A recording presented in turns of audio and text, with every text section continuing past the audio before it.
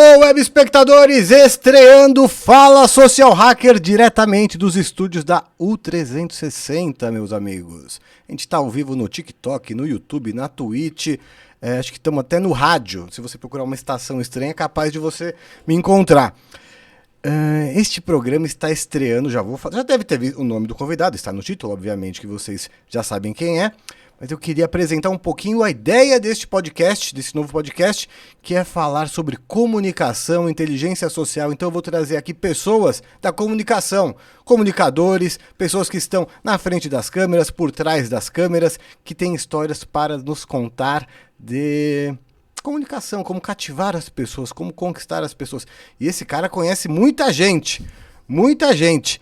Olha, quando eu estreiei o primeiro podcast meu, que nem chamava de podcast, chamava Mind Talks, o convidado da estreia foi o Maurício Meirelles. O convidado do Alô Social Hacker, que era o que eu fazia por telefone, o primeiro foi Felipe Solari. Inclusive, esse convidado aqui conhece os dois. E estreando Fala Social Hacker com Léo Sui. Pô, obrigado, Léo, a gente já tá aqui, mas vamos fazer a ceninha do cumprimento, né? Léo Sui é nada mais, nada menos que o cara por trás de praticamente todos os podcasts. Todos, não é 10, é uns 100 podcasts que você ouve. Não é isso, Léo? Todos é muita gente, né? Mas obrigado, Elcio, obrigado pelo convite, estar aqui. Geralmente eu sento na cadeira e no microfone para fazer teste antes da gente ir pro ar. E você tava ajudando a gente ali, porque o cara até quando vem como convidado, me ajuda a fazer não sei o que aqui, até nesses momentos rola, o Léo começa a ajudar nessa parte. Muito obrigado pelo convite, estou com o maior prazer aqui para falar sobre habilidade social, sobre podcast também. Agora, rei de podcast, eu acho que é muito para mim, hein? Não, você é o rei do podcast. Porque vocês não têm ideia a quantidade de podcast que esse cara...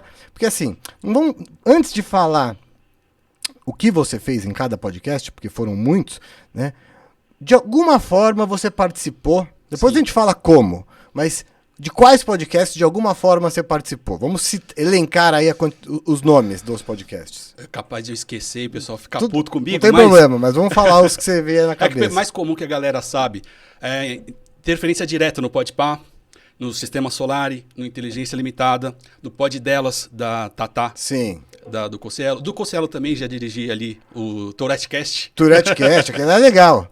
Cara, e mais Forks Podcast, do pessoal do Planeta Podcast também. O Flow, de alguma forma, você participou? Não diretamente, mas só conversei com o Igor. Uma vez ele me ligou para pegar informação sobre os equipamentos lá. Uhum. Então, eu acabei indicando para ele, mas eu não fui diretamente lá.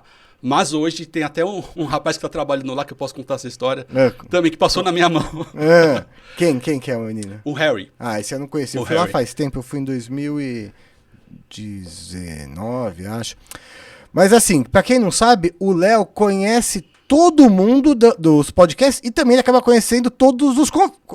Pode ser que seja um contato rápido, mas acaba conhecendo muita gente, porque você dirige muitos podcasts, né? Eu acabei caindo nessa direção, então convidados que acabam passando por lá, acabam tendo contato, e aí que entra um pouco da habilidade social de estar sempre presentes nos lugares. Mas essa questão de estar nos podcasts foi uma estratégia que eu criei também lá atrás, em 2019, e até a gente pode aprofundar um pouco sobre isso daí, mas foi pensado. Tá? Não foi só aleatório. Mas o que eu digo, eu não sou o rei dos podcasts, mas eu estava no lugar certo na hora certa.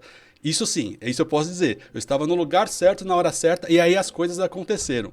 E alguns momentos importantes aí dessa curta história do podcast aqui, esse videocast, né, no Brasil, eu estava ali em algum bastidor. Então isso me orgulha bastante. Muito bem, porque ele é um cara humilde, mas ele é o rei dos podcasts, sim. E eu tô fazendo uma coisa meio doida aqui, eu tô tentando transmitir o Space do Twitter. Vamos ver o que vai acontecer, tá aqui. Vamos ver. Tá rolando? Tá aqui, ó. Você mas que é um homem multiplataformas, né? Eu tô tentando fazer tudo ao mesmo tempo e não funciona. Não tenho idade pra isso. Porque a molecada tem uma cabeça diferente, não tem? Sim. Eles entendem de forma diferente, processo, e hoje já olham pra gente, da nossa geração, de forma diferente também. Sim. Que tá me incomodando isso. Sim, já. acha que a gente é velho. Exatamente. Eles não sabem de nada. Mas Léo, eu quero falar muito de toda a sua carreira, de você como pessoa, mas eu dei uma pesquisada em algumas coisas, né? Eu te conheci pouco, a gente se viu poucas vezes, pessoalmente, nem sei quantas vezes. Acho que 2 vezes. Foi lá no Solari. No Solari e um evento na época que você estava na Playboy. Sim, bons momentos. Mas eu te acompanho na internet, não na internet, mas na TV há muito tempo. Então, eu vejo mais você do que você me vê. Não, mas a gente se vê bastante porque eu acompanho, eu gosto de acompanhar o trabalho do pessoal da comunicação de modo geral. E eu vi alguns conteúdos seus, você já foi em alguns podcasts, mas não vai tanto assim como poderia ir, né? Então, aliás, você que está com o podcast, ele não deve ter agenda, porque ele está dirigindo todos os podcasts. Mas eu não lembro qual dos podcasts que eu assisti, e você falou na entrevista dos ensinamentos do seu pai. Sim. E eu achei muito legal as coisas que você falou lá, porque são ensinamentos lá do que você citou, relacionados a relacionamento, vendas e tal. Eu queria saber se vem daí a sua habilidade aí de comunicação, sua paixão por comunicação, e quais foram esses aprendizados que você trouxe aí? Olha, muita gente acha que eu sou formado em rádio, TV, audiovisual, nada, eu sou formado em administração. Então, até 2012, assim, eu estava no mercado corporativo, trabalhava numa empresa familiar, né? Então, meu pai... O que você fazia? Eu entrei como office boy e fui até parte de diretor comercial. Mas empresa da família? Da família. Certo. Então, meu pai, como dá pra ver aqui no meu rosto, ele é japonês. Hoje ele faleceu, mas ele era japonês. Ele nasceu no Japão e veio pro Brasil, né? Aliás, o apelido japonês é maravilhoso, porque eu ouvia quando eu era criança, você nunca vai ver um japonês preto. A gente tá vendo aqui, não é? Eu já conheci alguns aí na internet, mas acho que talvez... Conheci 2, inclusive os arrobas aí que já tem japonego, mas desde 2014 eu sou... Mas sabe o que você parece havaiano. Parece o havaiano. É. Você pode falar pra turma que é havaiano, mulherada gosta. Mas vamos lá. Mas é isso. Então, aí meu pai, ele veio do Japão pra cá, então talvez essa disciplina japonesa que a gente foi criado, eu e minha irmã, né? Então, desde pequeno a gente foi bem rígido nessa criação. Então, eu trabalhava como office boy dentro da empresa familiar e foi num processo difícil do final da empresa, que estava para falir ali, e os ensinamentos vieram muito dessa época de dificuldade, né? Quando eu fui fazer a faculdade de administração, eu até brincava com meu pai, falei, a gente aprende lá na faculdade a trabalhar numa empresa que tem dinheiro, não uma empresa quebrada. Sim, então, sim. viver num período com a empresa ruim quebrada é difícil, é muito dolorido, né? Então, a relação de clientes... como meu pai tratava, como ele conquistou toda a trajetória dele. A empresa era principalmente sobre o quê? Ele inventou, na verdade, máquinas de lavar roupa industrial. Então, eu tô falando de 1960. Caramba! 70, E então eram 3 marcas no Brasil todo, de japonês. É tudo japonês, né? Então meu pai desenvolveu essas máquinas e ele acabou abrindo muito mercado. Certo. Então, os ensinamentos vieram daí, na época que ele começou a fabricar essas máquinas. Muitos hotéis estavam abrindo e não tinha capital. Então, ele acabou ajudando de alguma forma. Não precisa me pagar agora. Compra as máquinas, me paga daqui a um tempo quando o hotel estiver indo bem. Mas você ainda nem era nascido nessa época? Não, eu não era nascido. Tá. Era nascido. Então, eu sou do segundo casamento do meu pai. Tá. Por isso a diferença de idade. Ele faleceu com 96 anos. Caramba! Isso é um bom sinal, hein? Foi longe. Você vai longe também, então. E aí, nesse período todo, o que eu aprendi foi que lá no começo da empresa dele, ele ajudou muita gente, que o hotel que estava começando, e na fase final que a empresa estava ruim, esses mesmos clientes falaram, seu pai me ajudou muito lá atrás, então eu vou ajudar vocês também nessa fase agora, né? Que a gente chegou um momento que não tinha como capital para comprar peça, para fazer, então os clientes falaram, não, eu vou comprar à vista, você me entrega daqui 3 meses, do mesmo jeito que o seu pai me fez lá atrás, eu estou fazendo agora, e foram vários clientes, não foi um só, então alguns clientes. E aí eu entendi que essa habilidade de conquistar o cliente ou de ajudar, estender a mão, enfim, faz muito parte de qualquer trabalho. Né? E eu tentei trazer isso para essa mudança de carreira quando eu estava lá em 2012. Trabalhando na empresa, falei, não quero mais isso, quero mudar. E na época não tinha internet como tem hoje. Né? Então, eu resolvi mudar, não sabia como, e aí encontrei Alexandre Pretzel, é um jornalista que ele fez um curso de jornalismo esportivo. Você tinha quantos anos? 2012 foi quando você resolveu? Eu nasci em 82. A gente tem a mesma idade, exatamente. Que dia é seu aniversário? 17 de novembro. Então mais pra frente. Meu é agora, em junho, aliás, me mandem presentes, por favor, 21 de junho. Mas, então, quando você tinha 30 anos, você resolveu mudar de área. E você está me contando aí que você teve aprendizados com o seu pai. E eu achei bem legal a parte que você falou aí sobre a reciprocidade ali. Você, né, do seu pai ter ajudado muita gente e depois teve essa ajuda no momento seguinte, que isso faz parte do ser humano, né? E a gente, às vezes, eu costumo dizer que às vezes a gente acha que são princípios religiosos e tal. Por trás de toda religião tem muito conhecimento. Sim. Então, aquela velha, né? O Deus te ajude, Deus lhe pague. Isso aí não é uma coisa, Deus te pague. Tem um ensinamento ali que é ajude os outros, que isso volta pra você, né? Eu acho que isso também você tá... Sim, e nunca foi algo forçado pensado nesse sentido. Sim. Foi apenas natural. Acontece. E uma criação, assim, faz parte da minha criação também, que meu pai e minha mãe, eles tiveram um orfanato. Então eu fui criado dentro do orfanato. Então essa questão de ajuda, de troca, é muito natural para mim. Porque eu fui criado com molecada que não tinha casa, era um lar transitório que a gente falava. Certo. Né? Tinha dificuldade em casa, alguma denúncia, o SOS Criança ia lá, pegava a criança, levava para o nosso orfanato, ficava num período até ele ser reencaminhado. Certo. Então esse contato, essa troca sempre foi muito natural, entendeu? Então você falou de comunicação. Você então convivia com várias crianças? Sim, muitas. Então passaram mais de 200 crianças nesse período. Mas de quem era esse O orfanato era o nome da minha avó e meu pai e minha mãe que criaram. Caramba! Em 93 eles inventaram, vamos fazer um orfanato. E aí começou um processo. Meu pai estava bem na época, então tinha algumas casas. Ele pegou uma das casas que ele tinha e abriu. Que legal isso, mano. E aí inclusive foi nessa época que eu comecei a ter contato com TV. Porque iam lá fazer matéria? Exatamente. Então nós aparecemos em todas, do canal 2 até o 13, né? Onde que era esse orfanato? Na Moca. Ainda tem? O prédio ainda está lá, mas hoje não. Deus continuou. Que deve ser um negócio que dá muito trabalho. Então estamos na fase ainda, porque a prefeitura cedeu o espaço, meu pai construiu lá no terreno, então atende a comunidade hoje, mas não com os internos, com criança, né? Você tinha 11 anos nessa época quando começou? Isso. E você convivia lá com as crianças? Até os 18, até os 20 anos lá dentro. Então me fala um pouquinho disso. Como é que foi conviver? Porque lá tinham crianças de quais idades? De 0 até 18. E você ficava lá praticamente todo dia? Todo dia. Então, ia para a escola, ou nesse período, tinha muitos eventos, porque era o que sustentava o orfanato, né? Fazia eventos no final de semana, evento beneficente, e depois arrecadava o valor para manter. Então, eu ficava lá dentro, depois eu fui trabalhar à tarde, mas todo final de semana eu estava lá.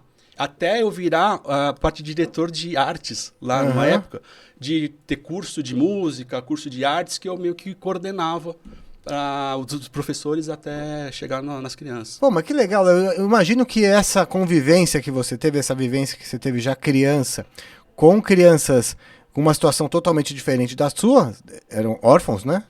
Então, eu acho que você aprendeu muita coisa ali, né? Que nós que não vivemos em um orfanato, tem um olhar diferente. Olhar diferente, a percepção de mundo é diferente, a relação de ter referência paterna, materna ou não, qual é a perspectiva de vida que elas têm. Tinha criança lá que não tinha pai, não tinha mãe, só que tinha que chegar aos 18 anos, tinha que sair. A lei é assim, até os 18, até 17 anos, você pode ficar aqui. Completou 18, você não pode mais permanecer dentro do orfanato. Então, esse processo de transição de adolescente para adulto, a gente acompanhou também.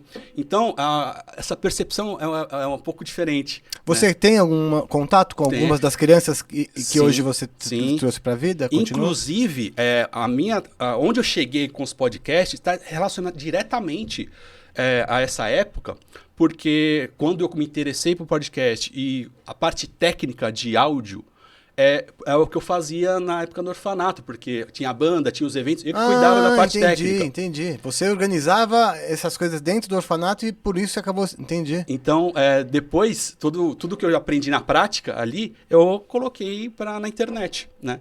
Então, eu tenho contato, inclusive, o primeiro podcast que eu fiz lá em 2019, do Cachorro de Feira, eram com os meninos que eram internos lá. Que legal, não sabia disso. Essa parte eu não sabia. E aí você estava trabalhando Bom, aí dando um salto aí um pouquinho para o futuro, você estava trabalhando na empresa do seu pai, é isso? Isso, aí eu quis me desligar.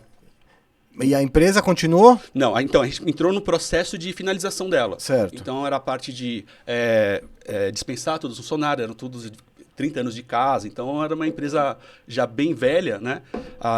Com histórico, e a gente entrei nesse processo de encerramento. Então foi de 2012 que a gente iniciou até 2018. Foi todo esse tempo aí até eu conseguir. Porque desligar uma empresa não é fácil, né? É difícil. Burocracia, pagar a conta. Exatamente. E aí, nesse processo que eu falei, pô, preciso mudar de área, eu estava casado já tinha filhas.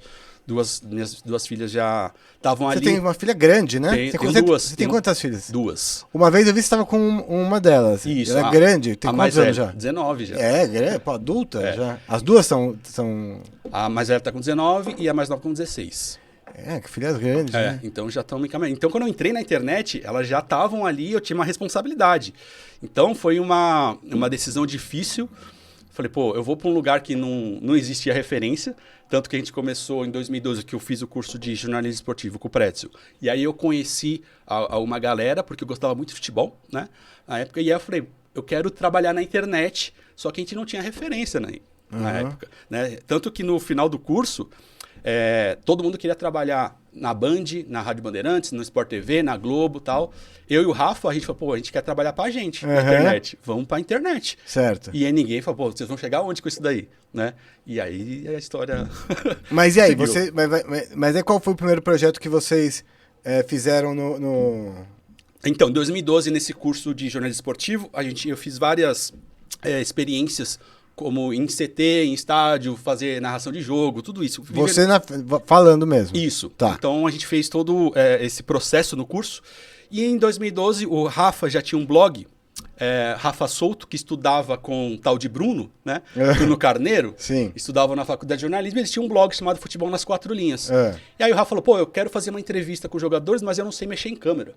E ele falou, você não quer montar um canal com a gente pega o blog, faz um canal no YouTube e aí a gente monta um canal de futebol.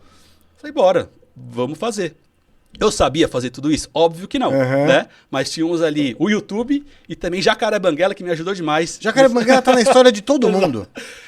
Mas você também tá na de muita gente. Mas eu segui a linha do Jacaré. Ele me inspirou e tudo que eu pensei de podcast foi muito baseado no Jacaré. De tudo que ele fez, né? No blog, o que ele ajudou as pessoas. O Jacaré, ele tá na história de todo mundo. Na minha, de alguma forma participou de todo. Os Kibiloco Repórter lá, o primeiro, ele que editava. Quando eu fazia lá com o Tabet, o Kibiloco Repórter, ele a gente ia viajar, ele ia às vezes fazer câmera. Enfim, entre muitas coisas. Eu aprendi vendo o blog, porque eu não sabia qual câmera usar, qual programa, e eu ficava atento nos vídeos do Jacaré, até o momento que ele aparecia uma câmera ali. E aí eu ia atrás até entender como é que funcionava e aprender no YouTube. Então eu aprendi nessa linha, foi assim. E até o Jacaré tem uma história com ele, de ser social hack, alguma coisa assim. Eu queria muito conhecer e não tinha contato, era só internet, Twitter, né? Sim. E aí minha esposa, na época, ela trabalhava em eventos e ela foi trabalhar na Campus Party, 2014. E ela falou, olha, tô aqui na área VIP, na lista, e chegou o tal do Banguela que você gosta. Sim. Ela falou, se quiser eu te coloco aqui pra dentro, só que você tem que vir meia hora aqui. Aí eu falei, pode deixar. Fui pra lá, ela me deu uma pulseira, eu entrei... Que ano é isso? Mais 2014. 2014. Então eu entrei na área VIP, fiquei monitorando ali, ele foi fazer as gravações, a hora que ele voltou... Ele tava cobrindo? Tava. E ele ia fazer algum evento lá, não lembro o que, uma palestra, sei lá, ele ia fazer alguma coisa. E a hora que ele voltou na área VIP, ele foi comer, falei, agora. Eu cheguei, me apresentei, falei, curto, eu te sigo, tô pensando em fazer isso, um projeto de futebol, tal. E aí ele me deu alguns caminhos ali, e aí que surgiu o F4L. Ele tá ainda nos Estados Unidos? Não, encontrei ele semana passada, aqui em São Paulo. Ele fez vários filmes aqui no Brasil também, e agora ele tá voltando na internet, aí, produzindo algumas coisas no canal. Quando eu fiz o Alô Social Hacker, que era mais ou menos isso aqui, mas era só pelo telefone, eu gravei com ele, ele tava lá, e ele me contou um pouquinho do que ele tava fazendo lá. E agora ele tá com essa pegada agora de cinema. Tá fazendo cinema. Pô, legal. Ele é um grande referência. E ele tem história com todo mundo. Comigo, com você, o Albani, fiquei sabendo também. Enfim, todo mundo, você pergunta, Jacaré Banguela de alguma forma. E você também, como a gente falou aqui no começo, de alguma forma tá próximo de praticamente todos os podcasters. Então, todos não, porque hoje em dia o que não falta é podcast. Aliás, eu quero falar disso também daqui a pouquinho.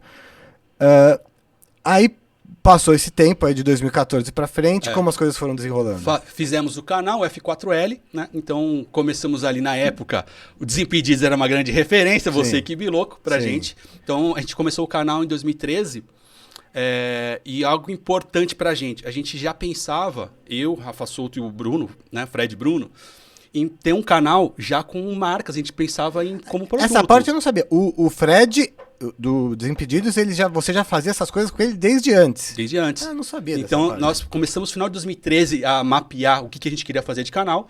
Então, a gente falou, ó, vamos fazer um programa assim. Inclusive, se você entrar no YouTube, F4L 2014, você vai ver os primeiros vídeos do Bruno lá, falando de futebol. E aí a gente pensou, pô, precisamos fazer um produto que a gente pensava na Copa 2014, no meio do ano. Sim, sim. E a gente precisa atrelar alguma marca, a gente não tem nada. Então a gente bateu em alguns restaurantes de esporte na época. Mas de onde você conhecia o Fred já? Então, o Bruno e o Rafa, eles estudavam junto na faculdade de jornalismo. E eu conheci o Rafa no curso de jornalismo que eu fiz. Ah, entendi. Olha como é que é a vida. E aí começou a nossa interação, a gente pensou em montar um canal, aí a gente pensou nesse produto, né? Então a gente foi falar em algumas, vários não, até que encontramos o Hooters, na época hoje não existe mais. Hooters do restaurante? Hooters restaurante. Aí a gente conseguiu uma reunião com o pessoal de marketing, aí eu lembro que chegou nós três assim, a gente imprimiu um PowerPoint, assim, apresentamos pro rapaz do marketing, ó, queremos fazer um programa de futebol aí no seu estabelecimento, vamos trazer convidados, a gente vai falar sobre Copa, tal. O cara, acho que ele era australiano. Olha, eu não entendo nada que vocês estão falando, mas eu gostei de vocês e o Hooters está aberto para vocês durante 6 meses. Mas eles iam por dinheiro ou gerar o espaço só? Gerar o espaço e assim, ó. Acabou o almoço até a janta, vocês têm essa janela para usufruir. Que loucura! Mas uma coisa totalmente, né? Aleatória. O Hooters, e você falou com um cara da... Porque o Hooters é australiano ou americano? Acho que é americano. Americano. Mas ele era gringo, então ele não entendia muito português, não entendia futebol. Só que ele falou, gostei de vocês me deram confiança. Mas peraí, isso é interessante. Como é que você chegou nesse cara? A gente mandou e-mails, na época, para vários restaurantes de São Paulo. Porque vocês queriam gravar no restaurante. Porque a gente não tinha locação. Então a gente precisava de um espaço vincular a F4L a uma marca já. Certo. Né? Pra falar, os caras estão ali com uma marca. Então a gente mandou vários e-mails e até que um cara respondeu. Ok, vamos fazer uma reunião no horário do almoço. E a gente foi. E aí quando a gente saiu de lá, cara... o cara aceitou. Nem e agora? O que vem agora? O que faz quando chega nessa fase? Aí a gente saiu de lá, foi até o restaurante, a gente chegou, se apresentou, falou, ó, a gente acabou de fechar com o pessoal de marketing, a gente vai fazer um período aqui. O pessoal recebeu a gente muito bem, as atendentes lá, e a gente começou a gravar. Onde? Qual Hooters que era? O Hooters era ali na... Meu Deus. A maior que era um paredão de vidro. Hoje não tem mais. Porque tem um aqui, não sei no se Morumbi. Tem, na Joaquim Eugênio de Lima. Não, tem... esse foi o segundo. Aí foi nossa segunda temporada, que era perto da Jovem Pan ali, Isso. Esse foi nossa segunda temporada. A primeira foi lá no Morumbi, eu acho. Tá. Foi ali. E então a gente começou a produzir conteúdo lá e foi pontapé pra gente ter um portfólio. E aí, quando surgiu a vaga do Desimpedidos, que a gente se inscreveu o Bruno pra ele ir pra fazer a entrevista lá. Essa época eu já tinha saído, né? Porque minha mania de ficar pouco tempo em cada lugar, né? Meu currículo parece que eu tenho 120 anos, tantos lugares que eu fui. Mas eu tava lá no Desimpedidos, né? Quando eu entrei, não tinha... Não sei, acho que o nome talvez já tinha, mas não tinha prática... Eu lembro do primeiro vídeo que o Clipe postava no Clipe. Eu tô dizendo que quando eu cheguei lá, eu acho que já tinha um nome Desimpedidos, mas não... Eu cheguei lá antes do programa, antes de estrear, tipo uns 3 meses antes, né? Montou um negócio do zero mesmo. Inclusive eu conto que o Mil Grau é um cara muito responsável ali pelo sucesso do... A virada, né? Porque assim... O Fred virou essa estrela toda, mas eu acho que ali o Mil Grau, porque tava eu e o Kibe, teve o Andreoli e tal, mas eu acho que o Mil Grau, eu falo... Na Copa de 2014, no Facebook ali, ele fez a diferença, né? Ele fez ali, mas antes também ele já fez. Por quê? Porque quando a gente começou, eu e o Kibe, a gente tava com uma cabeça... Porque assim, eu fazia o Kibe Louco Repórter, tanto que os primeiros vídeos do Desimpedidos sou eu e o Kibe fazendo meio um Kibe Louco Repórter que era muito parecido com o que eu já fazia com o Kibe. E o Mil Grau, ele chegou com uma pegada mais tosca, ele queria deixar o negócio mais tosco. E eu falava, mano, você vai cagar o nosso programa, velho. E ele botava umas artes merda, daí eu falei, meu... Esse moleque já falou, quem trouxe esse cara, velho? Esse cara aqui vai estragar nosso... brincando, claro. Mas eu ouvi. Mas eu ouvia. E quem me conhece sabe que eu ouço... se alguém tá falando uma coisa diferente de mim, eu falo, não, peraí, vamos ver por quê. É entender que... Eu falo muito também, entender as diferenças. Quem tem uma vivência diferente da sua, seja por cultura, idade, no caso ali o Mil Grau tinha 18 anos. Falei, vamos ver então isso aí. E aí ele começou a fazer e começou a funcionar e foi o Gols da Zoeira e não sei o quê. E o negócio começou a pegar, começou a engrenar e depois o negócio estourou de vez. Mas a primeira estourada ali foi o Mil Grau. E fui eu que quis botar ele na frente do vídeo. Porque o Kimi falou, não, esse moleque aí não vai saber falar, mano. Eu falei, não, vai, vamos botar. Aí a gente fez os Desinformados. Sim.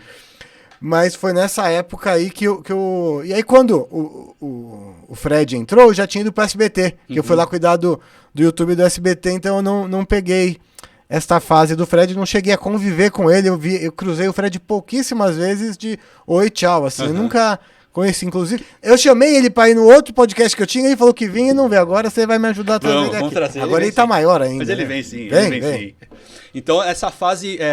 Foi a primeira fase, né, minha na internet. Então, conhecer as pessoas ou abrir caminho, porque na época, hoje é fácil falar, pô, tem vários canais de referência. Na época, não tinha. Sabe, a gente falar de esporte no YouTube, não tinha essa referência. Nossa referência era o Desimpedidos, que também estava começando ali e achando o caminho, né? Então a gente foi abrindo e criando nossas oportunidades. Pô. A gente acreditava no negócio. E como eu já tinha minhas filhas, eu falei para os moleques, ó, eu não tenho como errar, eu só tenho um tiro. Sim. Entendeu? Então eu estava largando a empresa, então para eu viver da internet levou uns 3 anos, mas é que tinha que ralar, fazer acontecer, né? E deu tudo certo, porque a gente começou, aí o Bruno saiu, a gente ficou em 2015 pausado, esperando ele ver se firmar nos Desimpedidos. Quando ele firmou, em 2016 a gente volta, na segunda fase do F4L, que a gente voltou a gravar no Routers ali na Joaquim. E aí a gente conseguiu a parceria com a Nike, e aí as coisas começaram a caminhar. Em algum momento chegou a se cogitar de vocês entrarem pro Desimpedidos de alguma maneira? No Desimpedidos não, mas depois entramos como afiliado. Então, tá, aí o Bruno falou, agora eu consigo ajudar, então volta com o canal, a gente vai fazer uns collabs, vai fazer o canal crescer. Porque a gente conseguiu chegar nos 100 mil inscritos naquela época e tal, e muito pela ajuda, porque o pessoal quer saber da onde o Fred veio. Sim. E aí nosso canal começou a crescer. Porque ele mandou um vídeo lá, né, e ele fez a tatuagem, não sei o quê, não foi isso? Isso. E aí já tinha um histórico ali, o pessoal começou a buscar e caiu ali no F4L. Então a gente ficou um período de 2016, 17, 18 fazendo ainda conteúdo de futebol. E aí, assim, conheci meus maiores ídolos dentro do esporte, as oportunidades que eu tive por causa do canal e pela internet, assim, mudou minha vida, né? Então, mas naquele momento você apresentava também? Aí que vem uma questão que talvez a mais importante da minha vida. Era para os 3 apresentar. E aí, como a gente estava no começo e tudo era novidade, técnica também, eu falei para eles, eu vou ficar na captação e edição, vou me especializar nisso, porque senão a gente vai fazer tudo e não vai fazer nada ao mesmo tempo. Sim. Cuidem vocês aí de aparecer, de fazer todas as entregas e eu cuido aqui parte técnica. Então eu gravava, filmava, editava e subia no canal. Então eu comecei a me especializar nisso. E aí, depois de 2017 para frente, eu vi que tinha uma carência no mercado. Todo mundo queria fazer canal, mas ninguém... vamos gravar, mas quem vai filmar? Vamos fazer collab para gravar no campo, mas quem vai filmar, quem vai editar? Então eu comecei a ser chamado para cobrir os filmmakers, que na época não tinha, ou passava mal. Chama o Léo que ele vem fazer. Aliás, vamos falar disso então. Eu falei, vou falar mais para frente, mas vamos ver... O que você acha disso? Obviamente que, por um lado, é bom, que aumenta o mercado aí de podcasters, claro, né? De certa forma, mas a audiência vai diluindo, né? Que eu costumo dizer que quanto mais canal de YouTube, quanto mais... Quer mais água? Cadê a garrafa? Tá aqui. Eu quero, eu tô com a boca seca.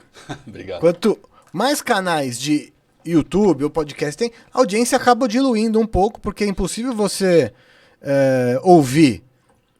Você tem 24 horas por dia, então você não vai conseguir ouvir todos os podcasts. Então a audiência, pode ser que a audiência da internet suba, eu costumo dizer que a audiência da internet aumenta, mas individualmente os canais vão diminuindo. E até os grandes players aí, o Inteligência, o Flow, o Podpah, eles têm uma ótima audiência, mas já não é como era, porque, né, diluiu. Então eu queria saber tanto a sua visão aí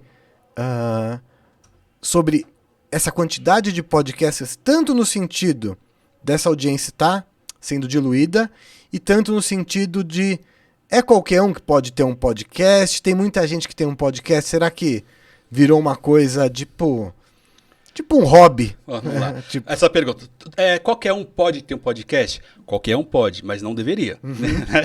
Não somente deveria ter. Exato, mas a questão da audiência... Tipo tirar carta de motorista. Exatamente. Mas eu vejo como foi os canais de YouTube lá em 2010, entendeu? Começou alguns creators, criaram um canal, criaram algumas tendências como vlog, etc. Teve a explosão, aí as pessoas começam a replicar o que dá certo. Exatamente. O replicar o que dá certo, acho que é o que estraga o mercado. Mas, ao mesmo tempo, ele consegue se readaptar e ressurgir, né? Então... A questão por que o podcast deu tão certo, eu acho que as pessoas e a nossa geração que já não estavam querendo mais consumir conteúdos rápidos, conteúdos tão rasos quanto estava uns anos atrás no YouTube. Uhum. E aí queriam se aprofundar mais. Certo. Com o tempo, muita gente começou a criar seus conteúdos mais longos, tanto podcast. Então, eu não vejo de uma forma negativa. Então, vai ter muitos canais como hoje tem. Se comparar os canais que tem 1 milhão hoje com 10 anos atrás, tem muito mais. Tem muito mais. A audiência tem? Tem, mas eu acho que vai ser... Cada um vai pesquisar o que quer ver. E é diferente da audiência no começo do podcast, que pipocava na nossa timeline, né? Então, antes tinha uma coisa mais parecida com a televisão, que o negócio chegava para você. Hoje, esse consumo, o consumidor, né, o espectador, ele é ativo, ele escolhe. Então, essa questão de todo mundo deve ter, eu acredito que toda marca, toda empresa vai ter que ter o seu canal de comunicação, que seria um podcast. Para ser uma palavra oficial, para ter algo mais aprofundado. Se a empresa foi cancelada, tem ela onde se explicar ali, entendeu? Eu acho que toda marca tem que ter o seu podcast, certo? Aí se é para questão de número, se é para faturamento, se é para gerar receita, é outra questão. Sim. Mas ter um canal como hoje, toda empresa, toda marca tem que ter seu Instagram. Antigamente, não. Né? Uma marca ter Instagram não funcionava, era algo para você postar foto de comida. É verdade. Então, acredito que ter a sua janelinha ali para passar informação oficial sobre a sua marca, sobre o seu ponto de vista, assim, vai ser obrigatório. Né? Mas as pessoas estão... Assim, acredito que tem muitas empresas que estão preparadas para isso, estão pegando pessoas que têm condições de fazer isso, seja na parte técnica, na parte de direção, na parte de apresentação e de comandar ali esse conteúdo, mas muitas empresas acham que, ou empresas ou até pessoas, que é simplesmente ligar a câmera aqui, botar alguém para transmitir que, bota ele lá para falar, é uma conversa, como se fosse...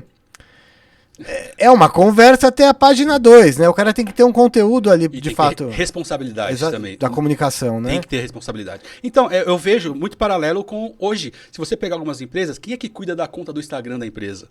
Geralmente, ou contra um estagiário, alguém de marketing que não faz a menor ideia do que é social media ali, mas está cuidando do Instagram. Certo? E eu acho que tá indo por essa linha a questão de podcast.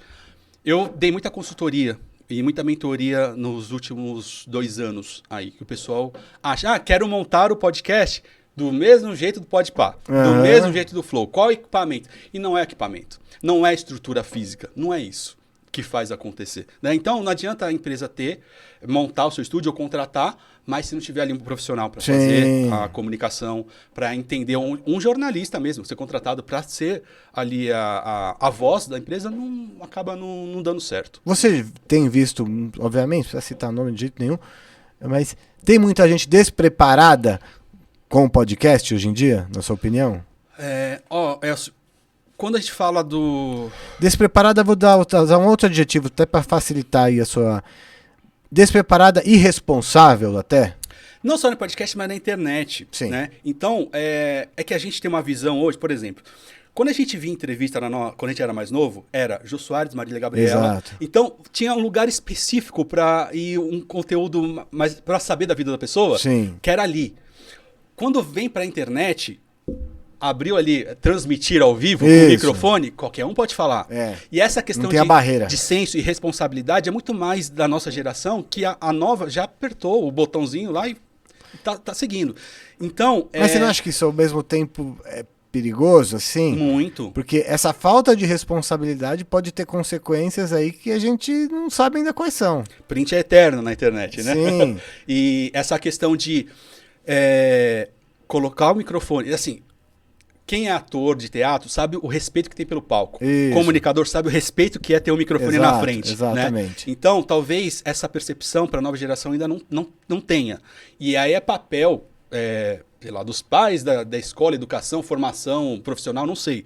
Mas precisa ter esse filtro. E aí eu acho que o pessoal mais velho tem que estar nessas etapas aí de produção de conteúdo. Principalmente quando entra a marca, quando tem algo comercial, não dá para deixar na mão da molecada só. Não é que todos são irresponsáveis, mas talvez não tenham uma bagagem de vida para entender, pô, não precisa ir por esse caminho, não precisa falar desse jeito. Então o que você acha, vamos fazer um exercício aqui, uma reflexão, que vai acontecer ou que poderia acontecer? Vamos supor, hoje a gente tem aí, plataformas como Netflix, Globoplay, etc e tal, que tem produções próprias e vem ali uma assinatura. E a gente tem plataformas de rede social, YouTube, Facebook, Twitch, etc, TikTok, que cada um, como você mesmo disse, cada um pode fazer seu próprio conteúdo e colocar lá. Será que não está faltando uma coisa intermediário entre o... Vamos supor, tem o YouTube e tem o Netflix, mas uma coisa aqui no meio. O que seria essa coisa aqui no meio? Uma plataforma que tem uma cura... Que já teve o Fiz TV, era isso, lá atrás, o Fiz TV da Abril. Mas que tem uma curadoria. Você tá liberado, mas a gente vai ver... Não é censura, é perigoso isso. Mas assim, se você é um cara que tem... Porque exigir o mínimo de qualidade do conteúdo, seja técnico, seja... Não é que é pra tirar o YouTube, mas ter uma coisa... Eu não quero entrar no YouTube e só ter... E aparecer coisa ruim. Sabe? Mal feita. Você acha que isso pode existir? Eu acho que não. Não? Por questão técnica, o patamar que o YouTube atingiu com o Google, para chegar alguém, acho que nem o Facebook está conseguindo, né? Uhum. Então, para tirar esse monopólio, e ter um local onde o produtor de conteúdo consiga colocar gratuitamente e receber por isso, por mais que seja... Sabe um lugar que é mais ou menos isso que eu tô te falando? A Pluto. Tá. A Pluto é mais ou menos isso que eu tô falando. Você já chegou a acessar? Já. A Pluto é mais ou menos isso, porque lá tem coisa do YouTube, tem coisa da TV, mas ele tem um contrato de parceria ali com a Pluto. Então, eu acho que poderia ser uma Pluto, só que um pouquinho mais potencializada. Aumentar a quantidade de creators lá dentro. Exato. Certo. Porque eu acho, assim... E aí isso tem um valor, porque hoje a gente só... Não é que a molecada mesmo tem valor, tanto faz. Esse é um valor mais que a gente dá. Mas a gente sabe que tem uma barreira de entrada na televisão ou no Netflix, nesse tipo de coisa. Na internet não tem.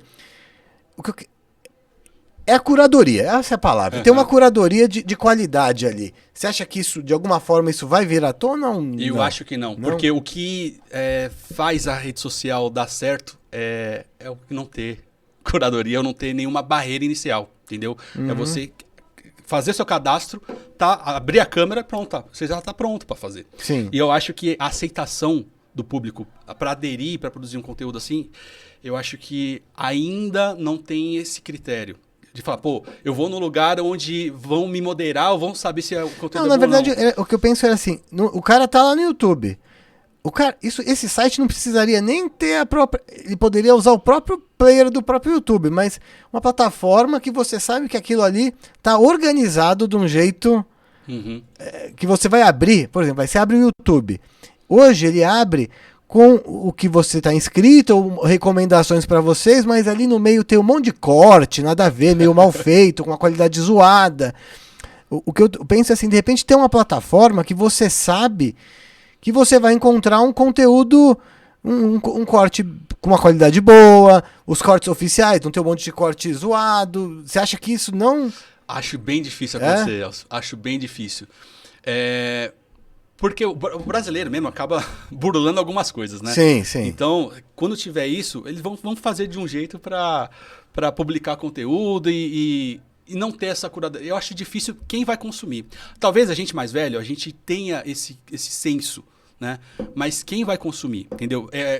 No final das contas, como é que gira o negócio, business ali? Sim. Entendeu? Quem vai pagar a conta, como é que vai trazer patrocinador, quem que vai ganhar com o quê? O que eu penso, na verdade eu não quero anular o YouTube, eu tô propondo uma coisa intermediária, porque que eu acho que o modelo da Pluto é meio isso, porque você assiste a Pluto, tem vários patrocinadores lá rodando, porque ele sabe que ali é um lugar seguro. é um lugar seguro. O YouTube tenta fazer mais ou menos isso com as diretrizes, né? Então você sobe algum conteúdo, esse conteúdo pode cair, você pode ser punido, alguma forma assim. Então é uma forma de dar uma direção, mas é muito difícil, é muito conteúdo subindo o tempo inteiro. Eu quero ir pra Pluto. Pessoal da Pluto, por favor, me chamem. Eu vou mandar um e-mail pra vocês. Eu quero esse conteúdo na Pluto. Depois eu vou ver, aqui tem muita coisa legal lá. Eu vou falar uma coisa, você falou que todo mundo ia copiar, os formatos foram copiados. Você não acha que no Brasil, esse negócio do podcast, os caras copiaram muito o próprio Flow? Porque se você olha para os podcasts gringos, eles têm uma variedade maior de formato, até a disposição dos estúdios. Queria que você fizesse um paralelo aí sobre os podcasts brasileiros e os gringos. Mas esse paralelo, ele precisa passar no recorte da pandemia, tá? Porque quando veio como referência, podcast do Brasil já existe há muito tempo, há muito tempo. Então, quando veio o videocast, a galera começou a entender o que era. Época de pandemia, todo mundo estava ali em casa consumindo, meio que para passar o tempo também. Só que muita gente quebrou nessa fase, né, do mundo. E aí a galera fala, pô, esses caras aí estão ganhando dinheiro batendo papo com um microfone. Verdade. É só eu fazer igual, pô. Bater papo, eu sei bater papo. Verdade. Eu no bar arrebento. Pois é. E aí eu acho que esse recorte dessa comparação aqui no Brasil vai muito por essa linha da galera falar, pô, é uma forma de ganhar dinheiro fácil. E a internet é o lugar mais difícil de ganhar dinheiro fácil, né? Muita concorrência. Eu costumo dizer que a TV é a Fórmula 1 e a internet é a São Silvestre. Porque assim, na São Silvestre qualquer um pode correr, né? Mas pra chegar lá o cara cansa pra caramba e dentre milhões ali que estão lá. E na Fórmula 1, escolheu só 10 carros vai correr. E esses carros tem que... Ótima comparação. E aí, nesse período todo é novo ainda podcast no Brasil, por mais que já esteja meio que saturando, mas ainda é novo.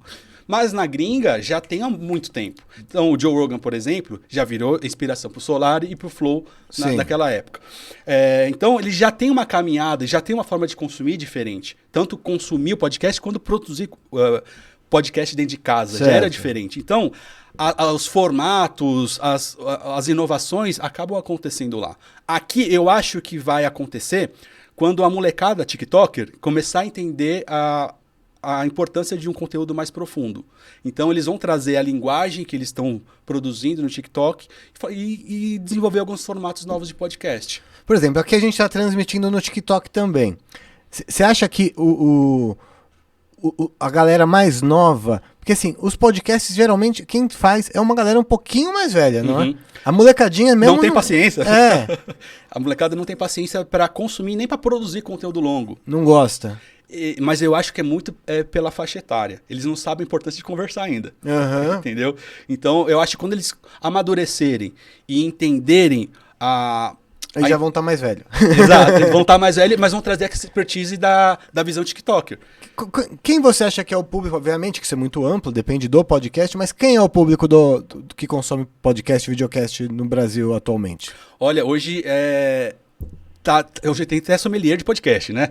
Hoje em dia tem assim. Mas eu acredito que é 25+, pessoal que serve para pesquisa, e pessoal mais velho, real, assim, 40, 45+, que para ouvir um podcast. Do trânsito, lavando louça, eu acho que é um público bem mais velho. Molecada vai ver corte ou alguma coisa que viralize. Certo. Então, o YouTube hoje está virando rolê de tiozão para essa molecada. Já ouvi isso. Então, é o pessoal do YouTube lá. Aliás, deixa eu ver se o pessoal tá vendo aqui no TikTok. Pode falar, porque tá no TikTok, eu quero ver como é que tá aqui porque Porque assim, eu tô postando meus vídeos no TikTok e eu tô percebendo que ele entrega muito. Sim. É. O joguinho é diferente do Instagram, né? Pois é. Então, eu falei, vou transmitir aqui no TikTok também pra ver. Mas no TikTok também tem o pessoal mais velho lá, Tem. né? Tipo, eu entrei lá pra ver como é que é o negócio. Então, obviamente é uma rede social criada pelos jovens. Sim. Aí o jovem vê, tem muito velho vindo, vamos para a próxima rede. É assim que funciona. Então, quem é o público que consome podcast hoje? Geralmente o pessoal mais velho, que quer ver ou entrevistado, ou bate-papo, ou tema que está sendo jogado ali, ou para aprendizado de vida mesmo.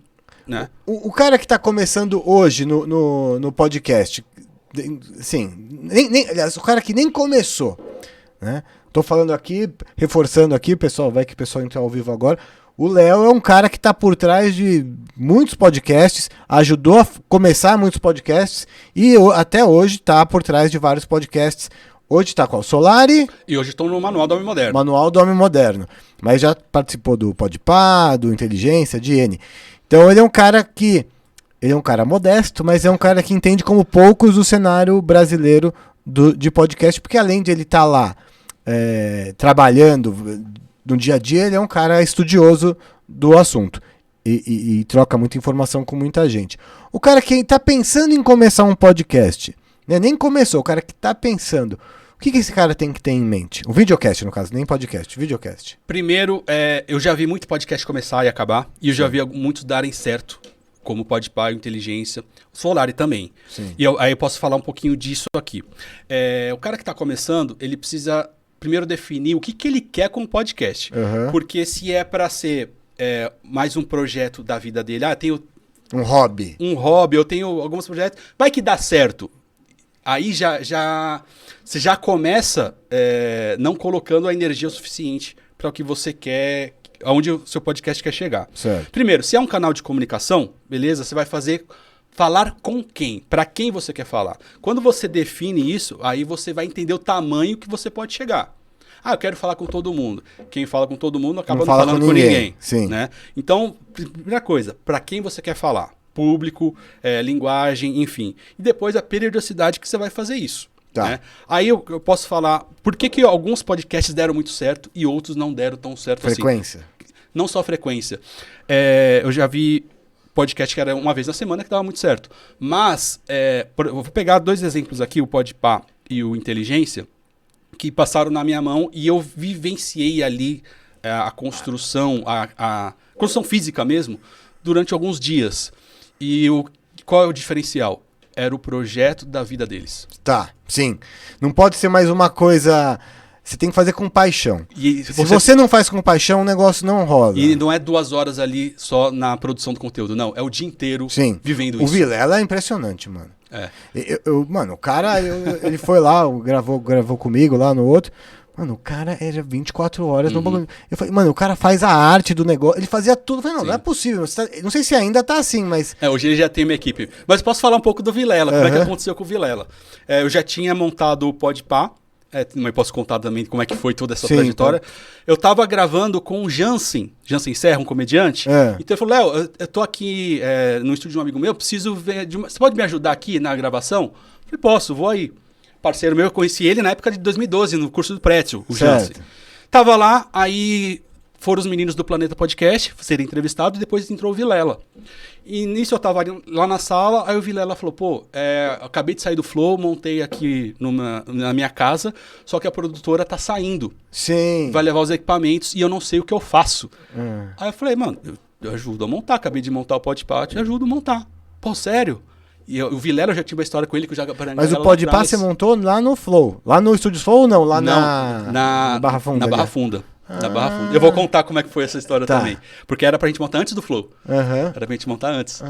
E aí o Vilela me chamou, eu falei, vou lá na tua casa. Então aí eu fui lá com ele, ele me mostrou o espaço, eu falei, mano, vamos fazer o seguinte, vamos amanhã na Santa Efigênia, a gente compra tudo e a gente monta isso daqui em 2 dias, você tá com o estúdio na mão. Aí ele falou, então vamos lá. Então a gente foi na Santa Efigênia, foi lá o primeiro lugar que a gente colocou a câmera no teto. A gente foi na Santa Efigênia, achamos algum... Que nem essas daqui? Não, lá é com trilho. Era com trilho lá no Vilela. Aí a gente foi lá na loja, fizemos vários testes, falou, Vilela, vamos comprar isso daqui e vamos lá. Aí eu fui e montei com ele. E aí eu fiquei lá uns 2, 3 dias com o Vilela na casa dele. E aí eu vi toda a estrutura dele, fazer agenda, de fazer as capas, de fazer... Porque ele estava vivendo aquilo lá, era a vida dele. E é o que faz a diferença, entendeu? E é o que fez o Inteligência dar esse salto, né? Então, estar imerso do seu projeto faz total diferença. Total diferença. E do Podpah, foi também quando eles foram... O Mítico foi dar entrevista no Flow, e aí eles voltaram, saiu e falou, quero montar alguma coisa assim, e chamou o Igão, né? E aí o Igão, eu já gravava o Igão num projeto chamado Dividida, que era de futebol lá atrás. E quando eu montei o meu podcast, eu conversava muito com o Igão. Eu falei, Igão, eu tô montando aqui pra periferia, chama Cachorro de Feira, vamos gravar com a gente. Aí ele mas o que é isso? Aí eu expliquei um pouco o que era. E aí quando ele teve a ideia do podcast, ele me ligou, ele mandou uma mensagem. Léo, tô pensando em montar, tá até no meu Instagram esse áudio aí. Pensei em montar, só que você é o cara que eu conheço de referência. Sim. Monta pra gente. Eu falei, bora montar. E aí a gente começou a estruturar o projeto, foi quando o Flow chamou, o Jean falou, vem fazer aqui. Aí ele fez o Podpah, falou, vamos fazer lá no Flow. Ele me chamou, vai lá na mesa pra comandar, que o Renan faz aqui, vai lá. Só que aí eles tinham um menino já pra fazer lá no Flow. Aí eles fizeram, e quando eles pensaram em sair, isso foi em outubro, eles falaram, Léo, a gente tá pensando em sair, então vamos seguir o projeto de montar o nosso estúdio. Tá aí na tua mão. Mas os primeiros Podpah, você que tava fazendo? No estúdio novo. Lá então, sim, os primeiros lá na Barra Funda? Foi. É? Eu não tava na mesa, mas eu tava lá montando e acompanhando a live, porque qualquer problema que desse eu tava pra resolver. Sim. Então, até o da Cunha tava lá. Enfim, eu fiquei uns 2 meses lá. Então, aí eu montei com o Igão. Ele falou, a verba tá aqui. Tanto que esses dias saiu no UOL, Podpah juntou 200 mil pra montar o estúdio. E foi isso aí. Ele falou, tá aqui, ó, o valor, vamos comprar os melhores equipamentos e vamos montar. Quem que investiu? Foi o Igão e o Mítico. Então, o dinheiro que eles levantaram lá no Flow, isso eles levantaram naquele pouco tempo. Em um mês. Caraca. Em um mês. Então, aí que vem a expertise, assim. Ele falou, Léo, a gente não vai gastar o dinheiro. Vamos pegar tudo e reinvestir. Então, os primeiros 4, 5 meses do Podpah foi reinvestindo. Entendeu? Na estrutura, na equipe, no equipamento. E assim foi. E chegaram onde estão. Os caras certos também na hora certa, né? Porque... eu acredito muito nessa coisa do tempo, do timing das coisas, né? Óbvio, eles têm os caras conseguiram, mas a hora, né? E aí, por isso que eu falo que eu tava no lugar certo na hora certa. Sim. Então, ajudei os meninos lá, e aí, na semana seguinte, fui no Vilela, ajudei o Vilela. Aí, como as pessoas começaram a ver que eu montei esses dois... Em 2 meses, Elcio, sem brincadeira, eu recebi, assim, umas 4 ligações por dia. Pra fazer o podcast? Gente, preciso disso, eu não sei fazer, tal, monta isso. Eu perdi as contas do que eu fui presencialmente, colocar a mão na massa, fazer. E também de consultoria. Eu comecei a dar... Consultoria. Vou fazer uma reunião via Zoom, para eu te explico como é que faz. Sim. Né? E aí eu perdi as contas, real de quantas as pessoas eu conversei. O que isso se transformou no presente para você hoje? Você hoje continua trabalhando como um profissional independente ou você montou uma empresa que presta serviço? Como é que funciona hoje o seu trabalho? Não, eu montei uma empresa, até conversei com uma galera um tempo atrás, porque para mim, eu entendia que a expertise era montar na sua casa o seu estúdio. Certo. Ou na sua empresa, mas você ter o seu estúdio, certo? Ter sua estrutura. E aí, a partir do momento que montou, você só precisa fazer algumas manutenções simples, né? Então, eu não via como um negócio para mim. E até a ideia de estar nos podcasts é porque eu era apaixonado por podcast. Então, eu queria fazer a cena acontecer. Essa era a minha disposição na época. Então, era ajudar as pessoas. Quanto mais podcast tiver, mais o mercado vai crescer, mais as marcas vão entender e vai se estabelecer no Brasil. Essa era a minha visão lá atrás. Certo. Né? Então, eu não pensei como um negócio. Então, eu era autônomo, então a pessoa me contratava. Mas você mantém esse negócio dessa forma? Hoje não. Hoje só dou consultoria. Então, como hoje eu sou gerente de conteúdos de produção de operações lá no manual. Certo, Manual do Homem Moderno. Então eu fico lá de segunda a sexta, a gente produzindo os 3 canais, inclusive o podcast. Então eu tô lá imerso, né? Então hoje acabo dando consultoria, o pessoal me chama, só que assim, eu não tenho tempo. Então eu falo, eu consigo fazer 1 hora no final de semana. Quer fazer uma call? Eu te dou orientação, tudo que você... O cara paga, faz a chamada.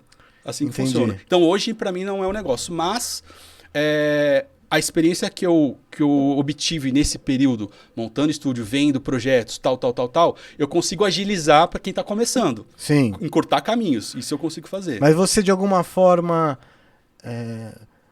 hoje, existe um cara ligar para você e contratar você para fazer uma consultoria? Isso acontece hoje em dia? Muito. E eu tenho negado porque eu não tenho tempo. Ah, é? Então, muita gente, desde produtores de conteúdo até empresas que querem... estamos aqui, tudo quanto é tipo de empresa, tá? De porta, de decoração, de tecido, qualquer coisa, eles querem fazer um podcast. E aí eles entram em contato comigo. E financeiramente, para você, vale mais a pena ficar fixo num projeto? Do que você tá fazendo várias coisas assim, sei lá, Léo Sui, podcasts, e você é o cara por trás... da parte de qualidade do negócio. Não vale a pena para você. Porque aí entra uma questão de momento de vida, Elcio. Eu me separei há 1 ano e meio atrás, meu pai faleceu, eu fiquei com ele no hospital. Então eu estava numa fase que eu precisava tirar um pé. Sim. E falei, eu preciso ficar num lugar perto de casa também, trabalhar assim segunda a sexta para ter uma qualidade de vida. Perfeito. Então foi a escolha que eu fiz no último ano, né? Uhum. Aí, 2 anos para trás, eu estava ainda com a Ale Oliveira, que eu era o diretor dele. Então, eu estava nessa fase também de entender até que ponto eu, dirigindo alguns conteúdos, eu estava satisfeito e entrar nesse meio de técnico de podcast. Eu não via muita perspectiva nos próximos, lá atrás, em 2021, 2022, perspectiva até 2025, por exemplo, dessa estrutura de podcast. Porque eu acho que o mercado ele é muito rápido e a cada 2 anos ele ia mudar muito. Certo. Então eu não via essa perspectiva. Você achava que já ia ter minguado um pouco? Todo mundo ia montar seu estúdio, ou quem não montou ia alugar, e aí todo mundo tinha onde fazer, entendeu? Eu acho que não ia crescer, eu acho que não vai crescer muito mais que isso. O que você acha que é o futuro desse cenário? Home studio. Cada um tem na sua casa. Cada um tem na sua casa. Eu lembro muito o Boechat, que ele fazia de manhã o programa dele, tomando café ali. Sim. Eu acho que a comunicação vai muito para isso. E para interatividade também. Uhum. Você tendo o seu QG na sua casa, óbvio, você vai ter um estúdio para receber convidado, ok. Mas todo mundo tem que ter na sua casa. Você abre ali ou de manhã, ou à tarde, ou à noite, para se comunicar. Com o público, com principalmente. Com o público, diretamente. E aí quem tem afinidade com você vai te acompanhar. É igual rádio, igual... Eu montei, ainda não comecei a fazer, né? Exatamente, estava até comentando com você, para fazer exatamente isso que você está falando. Mas para o cara receber um convidado, ou o cara tem um espaço que nem o Solari, que ele tem uma sala grande ali, o Vilela acabou montando na casa dele. Você acha, o home studio, ele ficaria... mais para essa questão interativa, que até tem a ver com a linguagem que o pessoal faz na Twitch, um pouco, né? Uhum. Né? Ou você acredita que os caras vão montar home studio para fazer isso aqui que a gente tá fazendo? Eu acho que os dois. E você não precisa de uma estrutura, de uma sala muito grande ou uma mesa para ter um convidado ali. Uhum. Entendeu?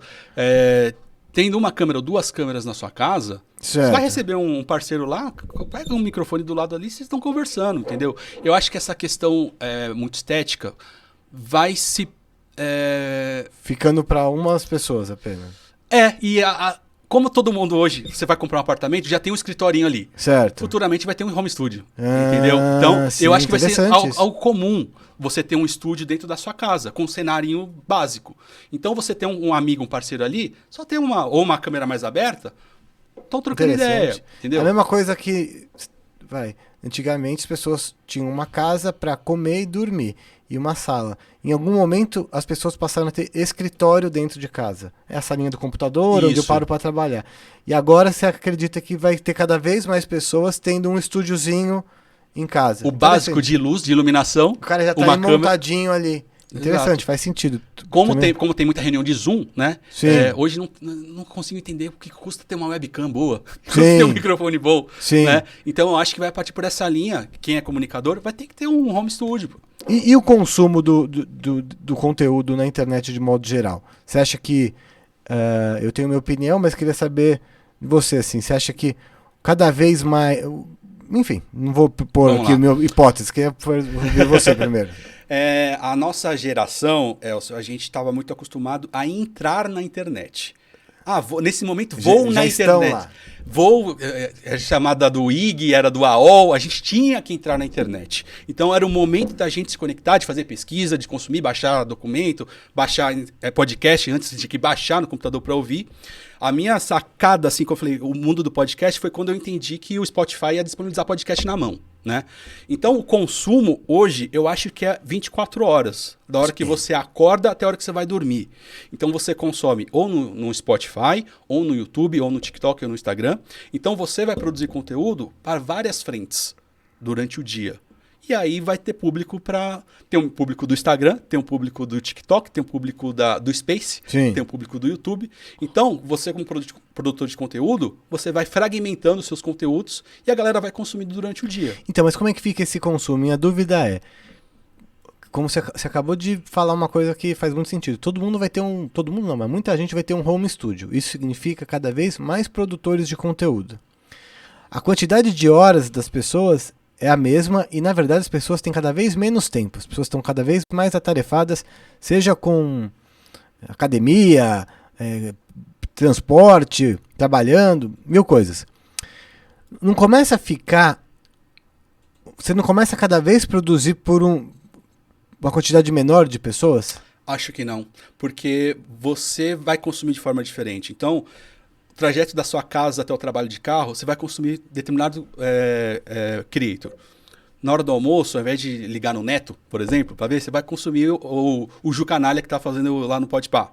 Entendeu? Então, você vai ocupando o seu dia a dia, não é só com uma tela ou a segunda tela, já tem a terceira. Então, você vai ocupar o seu dia a dia com conteúdo, que hoje é o tempo inteiro. Onde você olhar tem tela, onde você olhar tem alguém transmitindo alguma coisa. Né? Eu acho que a forma de consumir é diferente, então mais gente vai consumir durante o dia. O que antes a gente reservava 1 hora, 2 horas do dia para consumir, hoje você consome o dia inteiro.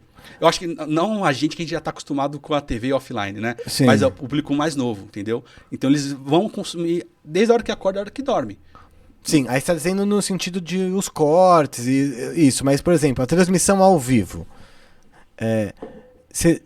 Minha dúvida é, você acha que a gente vai conseguir ter números tão altos como a gente tinha antigamente? Eu acho que números não, mas eu acho que ele vai deixar de ser tão relevante, quantidade de views, entendeu? Quando todo mundo começa a produzir, essa referência eu acho que ela muda de perspectiva. Sim, cada um no seu nicho, cada vez mais a gente vai falar com uma comunidade...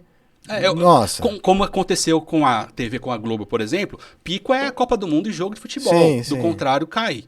Eu também acho que isso. Eu acho que assim, cada vez mais, vamos supor, óbvio, tem os caras muito grandes, mas se você tiver ali um podcast ali que tá dando 1.000, 2.000 todo dia, você tem a sua comunidadezinha ali e tá tudo certo. Sim. Você não precisa mais ter aquela, a não ser que você é um meio de comunicação muito grande e tal, que aí tem uma cobrança diferente.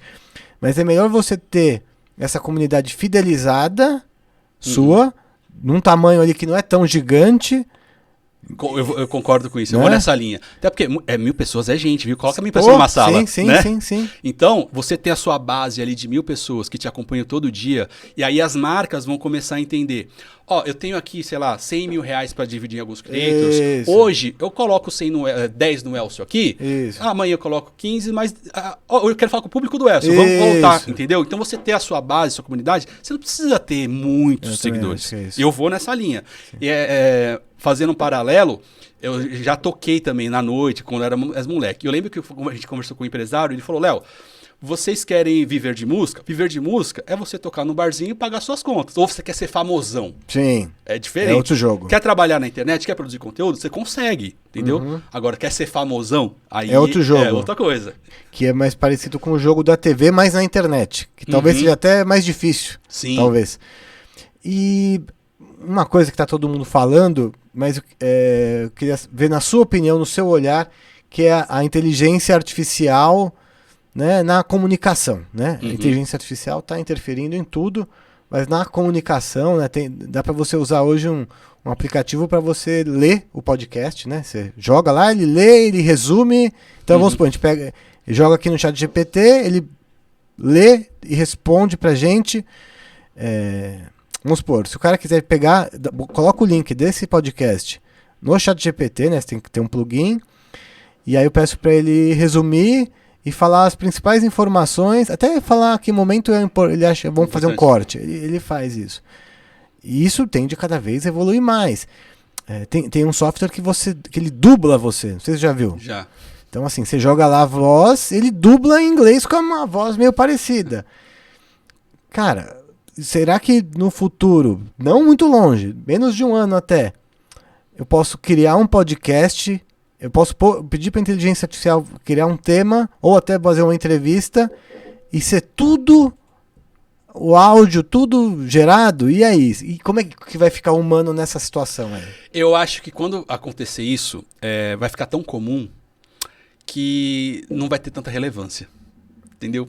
Então as pessoas vão querer saber real o que a pessoa pensa. Eu acho que vai estar tão acessível para todo mundo, que todo mundo pode fazer, que eu acho que perde um pouco a graça. Sim. Né? Então, no primeiro momento vai ter um boom, todo mundo quer fazer, vamos fazer isso. Ou até perguntas, o ChatGPT pode criar, pode fazer a thumb. Igual você tem razão, que nem aquele lenço lá que gera o seu avatar. Uhum. No primeiro momento, você fez do caramba. Depois, você não quer continuar fazendo. Não tem graça. Entendeu? Então a inteligência, ela vai ter ali a resposta, ela pode modificar com o tempo algumas coisas, que vai agregando informação, mas chega um momento que está tão comum. Nada substitui a realidade, né? Que o ser humano, a experiência, a vivência, as histórias para contar. As verdadeiras dores, a emoção, né? Que só um humano pode gerar em você. Por mais que a máquina tente replicar e tal ali, de alguma forma. Não é nem replicar, reproduzir, né? Ou te tocar de alguma forma. Sabe. Sim, ali o seu ponto fraco, né?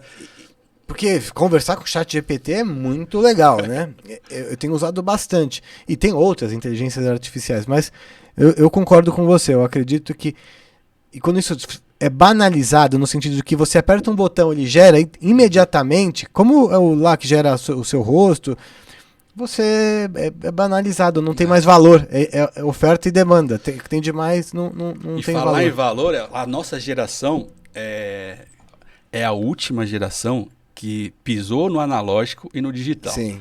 A hora que a gente morrer, a próxima já está tudo digital. Então a gente tem uma riqueza de informação e vivência da época que ainda era botãozinho para apertar, que a molecada não faz ideia. E eu acho que a nossa geração especificamente, nós que temos 40, a galera que tem um pouco mais, tem uns 44 e um pouquinho menos, até uns 35, é uma geração privilegiada, porque é a única que tem essas duas coisas. Porque o cara que está mais perto dos 50, ele é meio perdido aqui no digital. É verdade. Ele é meio perdido. E o cara que tem menos que 30, ele não manja das coisas antigas que a gente manja. Então a gente é uma geração privilegiada que a gente realmente entende de TV, de rádio, de jornal, de escrita, de papel, de pesquisar numa enciclopédia, de como fazer essas coisas analogicamente. E a gente também pegou o começo, desde o começo a internet. Então a gente é uma geração privilegiada nesse sentido, né? E a gente também dá valor para as duas, que eu acho que quem é muito mais velho não dá tanto valor para os mais novos, e quem é muito mais novo não dá. A gente consegue andar no meio. A nossa última geração. E algo importante que me fez entrar no mundo do podcast em 2019. Foi quando um amigo meu, de infância, lá do orfanato, foi me visitar. E falou, Léo, eu tô nessa fase saindo, assim, trabalhando aqui, não quero fazer isso, quero mudar de vida, tal. Só que eu quero entrar na internet e não sei. Aí não tenho câmera, não sei fazer nada do YouTube. Eu falei, cara, eu acho que tem algo que você gosta, que dá para produzir conteúdo. Aqui eu apresentei o podcast, que era só áudio na época. E o porquê que eu tô falando da onde que surgiu essa fagulha? Porque a gente estava conversando, o pai dele tinha falecido, o meu ainda não, mas ele falou, tô com saudade de ouvir a voz do meu pai. E eu não tenho nada registrado, ele falou. E eu falei, eu queria ouvir minha avó também, não tenho nada. A nossa geração não tinha nada registrado. E aí eu falei, já pensou nossas filhas quererem ouvir a nossa voz e não ter? Aí eu falei, vamos começar a registrar isso. Aí que eu falei assim, existe podcast pra gente registrar nossas conversas. Sim. Isso em 2019. E aí que eu comecei a pesquisar como é que fazia o negócio, né? Então surgiu dessa dor da gente querer ter registro que não tinha. Hoje, uma briga de WhatsApp, você pode rever sua briga. Sim. Você brigou com a sua namorada por áudio, Sim. você pode ir lá e revisitar a briga e ver quem tá certo e quem tá errado. Sim. Na nossa época, não. É tudo na memória, entendeu? E eu não tinha registro do meu pai, da minha avó, do meu tio. Que é pro bom e pro mal, né? Você ter registro de tudo, né? Exato. Só que nesse momento a gente queria ouvir a voz, a gente não lembra mais como era a voz dos nossos pais, entendeu? Sim. Então a gente falou, vamos gravar para os nossos filhos. E aí que eu comecei a pesquisar sobre podcast em 2019, e aí que eu caí no Sistema Solari, que era o primeiro vídeo que eu vi de podcast na internet. E depois que eu fui ver o Flow. Então, porque foi praticamente, foi uma diferença muito pequena de 2 tempo. meses, se eu não me engano. Aí a diferença é que o Solari fazia gravado e o Flow ao vivo. Né? Então essa foi uma grande diferença também na época da entrega do conteúdo. Mas, porque a minha afinidade com o Solari, eu entrei em contato com ele, eu já conhecia de uma gravação que ele tinha feito, mas a gente não tinha contato. E ele foi o primeiro cara que me abriu as portas para mostrar o bastidor do podcast. Que legal. Ele me chamou na casa dele, a gente gravou lá, e ele me mostrou tudo, e eu falei, pô, cara, eu sou grato o resto da vida pelo que você está fazendo, e por isso a nossa parceria, né? Porque foi a primeira vez que eu tive contato, e aí eu falei, eu quero ter isso. Mas foi logo no começo quando ele estava fazendo, então, que você foi lá? Bem no comecinho. E aí eu falei, eu quero ter isso. Só que eu não tinha grana, não tinha perspectiva, nada. Eu comecei a estudar tecnicamente, como eu fiz com o Banguela lá atrás para montar um canal de futebol, o que eu precisava para fazer uma transmissão ao vivo. E eu comecei a estudar, pesquisar, há semanas, assim, pesquisando, catalogando as coisas, até que quando o Igão chegou, eu falei, eu quero fazer ao vivo. Eu falei, eu tenho. Tá tudo aqui, ó. O dia que eu for montar o meu, eu vou montar, mas tá aqui, eu monto para você. Entendeu? Foi aí que surgiu. Você, com toda essa expertise, esse conhecimento, esses contatos que você tem, por que você, ou já pensou em terá um dia um podcast seu? Já me perguntam isso desde sempre. Quando eu comecei a entender, que, por exemplo, no Solar e no Flow, que eram convidados que iam em podcast, eu falei, cara, para eu ter uma relevância para um dia ser convidado, vai demorar muito tempo. Mas eu quero estar presente na cena dos podcasts. Como que eu vou estar presente? Quando eu for mencionado sem estar lá. Interessante. Isso foi meu pensamento. Já aconteceu várias vezes. Pois é. Aí que tá de fomentar a cena e estar sempre disponível para as pessoas. Sim. Entendeu? Aconteceu com o Vilela, e assim foi com o Igão, e assim foi indo. Conheci muita gente bastidor e tal. Então, hoje você construiu um nome e uma reputação aí no mercado. Sim. E foi meio que pensado, mas as coisas foram acontecendo, né? A minha intenção era estar presente nos podcasts sem estar. E acontecia várias vezes em vários podcasts. Eu fui citado sem estar lá. Então, esse era o meu objetivo. E aí, de estar na frente, eu nunca senti a necessidade de montar o meu. Meu prazer... Você não tem vontade? De estar na mesa, aqui talvez não, mas de ter o meu home... abrir ali e trocar ideia com o inscrito, sim. Com o público? Com o público. Você não tem essa paixão, esse desejo de entrevistar... Não. Eu gosto, apesar do pessoal não gostar da palavra entrevistar, que eu acho uma bobagem, mas... Mas eu faria, mas eu acho que meu prazer maior é interagir com o público. Eu faço isso. Sim, eu já vi você fazendo algumas vezes. Meio ali underground. Sim. Que eu não quero, real, não quero que cresça, porque é o meu momento terapêutico. Entendi. Ali. É onde eu tô livre, eu não me preocupo com algoritmo, não me preocupo com parte técnica. Eu só quero sentar ali e ficar falando, mano. Entendi. Entendeu? Então, esse é a minha pira. Meu prazer é chegar no estúdio, ver a câmera porque funcionando. A partir do momento que você começa a ficar na pira da audiência, da quantidade, aí também o negócio não fica mais... Exato. E eu lembro que, assim, isso é uma cagada, você fazer... Tem tudo a ver com o que você falou no começo. O negócio dá certo quando você faz com paixão. Uhum. E quando você dita o seu jeito de fazer pela audiência, você deixa de trabalhar pela paixão e o negócio começa a sair cagado. Uhum. E vários erros que eu cometi na minha vida de comunicador foi quando eu comecei a usar a régua da audiência. Porque aí você se vicia numa coisa que você faz, que deu certo, e você só repete e você perde a sua criatividade e tal e tudo mais. E eu conversando com o pessoal quando a gente fazia o Legendários na Web, que foi o primeiro programa second screen, talvez do mundo, mas do Brasil com certeza, que enquanto o Mion estava na TV, eu fazia a internet. Isso em 2011, 12. Isso era transmitido pelo R7 e chegava a dar 40 mil pessoas simultâneas, não estava nem no YouTube nada. E eu não sabia a audiência que estava dando. Eu nem ficava perguntando, eu não perguntava. Era um tesão fazer, né? E eu nem sabia. A galera interagia com a galera aparecia no chat, tal, no Twitter, mas eu não sabia a audiência. Na TV eu ficava mais preocupado com a audiência da TV. Que é outro rolê, né? Porque ali, né, precisa da audiência, tal. E na TV, mas o ao vivo da internet, você ficar preocupado com a audiência, é um perigo muito grande, que foi muito isso que aconteceu em momentos nebulosos da TV brasileira, que a qualidade despencou absurdamente quando o desespero pela audiência transformou a programação num verdadeiro show de horror. Eu acho que isso, de certa forma, acontece já na internet, não só com podcast, mas com perfis de Instagram, de TikTok, de tudo por seguidores.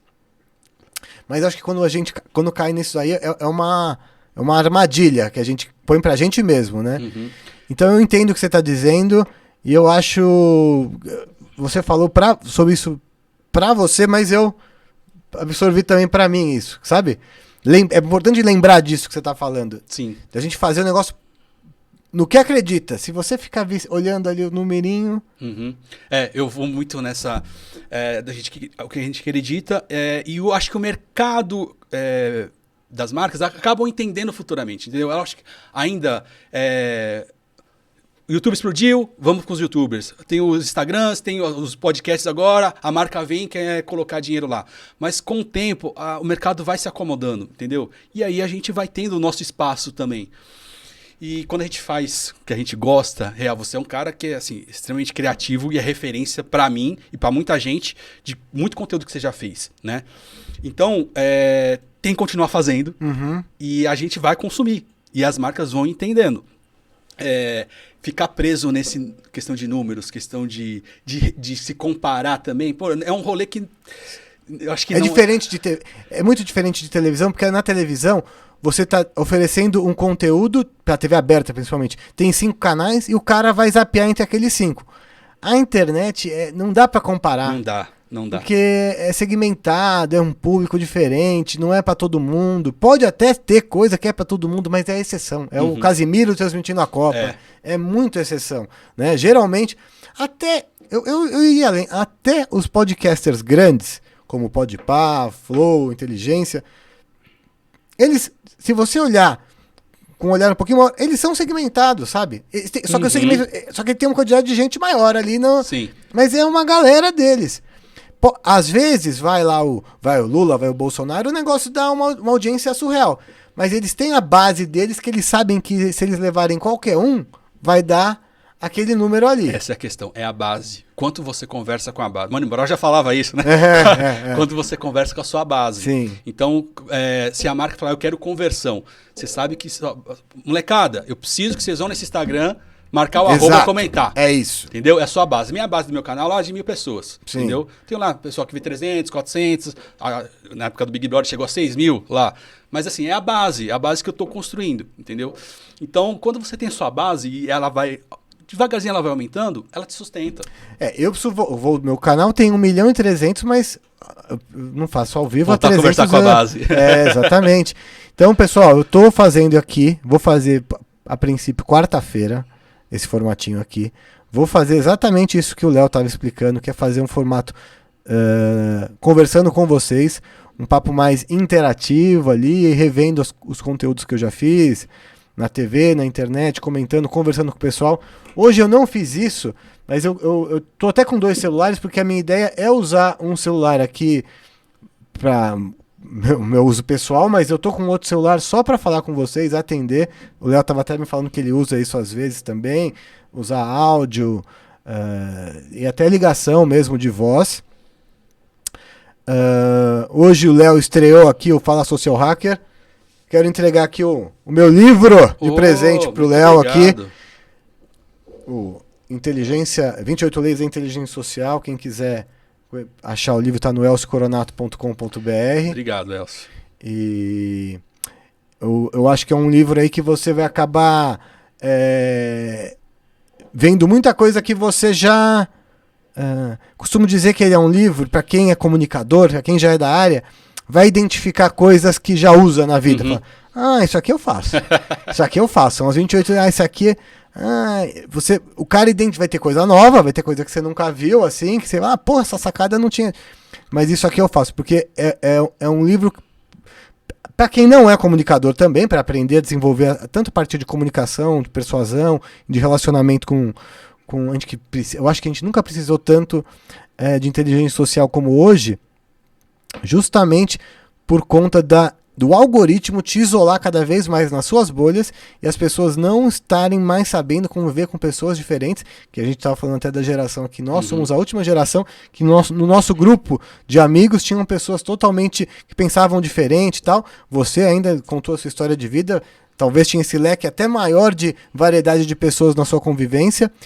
Então a gente está vivendo numa sociedade intolerante, e intolerância é falta de inteligência social. Basicamente é muito simples de entender isso. Quando o cara tá falando uma coisa que você discorda, ele acredita que aquilo é o melhor. Não é que ele tá falando aquilo porque ele quer te prejudicar. Ele acredita que aquilo é o melhor.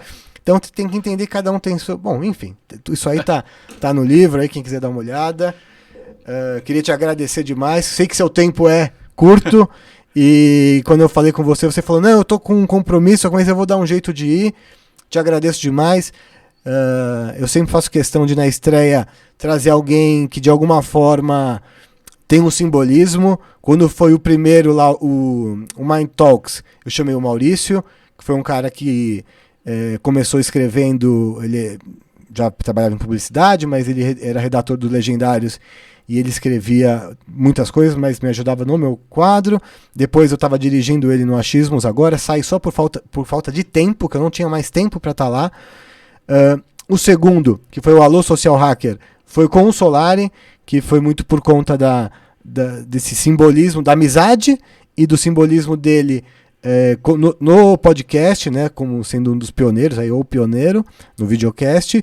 E eu fiz questão de te chamar nesse primeiro aqui, desse novo momento aqui, pela sua história e o que você simboliza, significa no cenário do podcast brasileiro. Muito obrigado, Elcio. Muito obrigado mesmo. Me colocar ainda na prateleira desses caras aí. Sim. Mas quando você entrou em contato, falei, não, eu sou muito seu fã, acompanho muito e é um prazer real estar aqui. Então, muito obrigado, cara. Pô, eu que agradeço. Pessoal, quem quiser seguir o Léo Sui em todas as redes. Léo Sui ou Japonego, você me acha. Japonego, se você é fã do Fred e da Larissa, que não estão mais juntos, mande uma mensagem pra ele que ele vai tentar juntar o casal de novo. Os Lariedes. Isso, ele vai juntar o casal, é a missão dele. Aí pode mandar mensagem pra ele nas redes sociais que ele responde todos, principalmente sobre relacionamento do Fred. Sigam aqui semanalmente, se inscreva, compartilha. Eu estou transmitindo em 3 canais simultaneamente no YouTube, num canal do TikTok, num da Twitch. Provavelmente eu pulverizei a minha própria audiência, mas é mais para fazer um teste aí para ver o que aconteceria. Então me siga aí no Instagram, que você vai ver onde vai ser como é que fala? Divulgado a minha transmissão.